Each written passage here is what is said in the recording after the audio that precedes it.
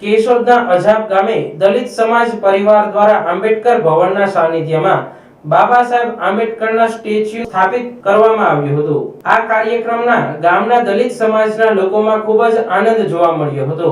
આ કાર્યક્રમમાં પોરબંદરના માજી સાંસદ રમેશભાઈ ધડુક ઉપસ્થિત રહેતા તેમનું ફૂલહારથી સન્માન કરી શ્રીફળ કળશ સાથે નાની બાળાઓ દ્વારા સ્વાગત કરવામાં આવ્યું હતું અને ડીજેના તાલે યોજાયેલ શોભાયાત્રામાં બહોળી સંખ્યામાં લોકો ઉમટી પડ્યા હતા। બાબા સાહેબ આંબેડકરના નારાઓ સાથે ભાઈઓ બહેનો ઝૂમી ઉઠ્યા હતા અને ડીજે સાથે 1 કિલોમીટર સુધીની યોજાયેલી શોભાયાત્રામાં રમેશભાઈ ધડુકનું સ્વાગત કરવામાં આવ્યું હતું અને આંબેડકર ભવને જઈને બાબા સાહેબના સ્ટેચ્યુનું અનાવરણ કરવામાં આવ્યું હતું।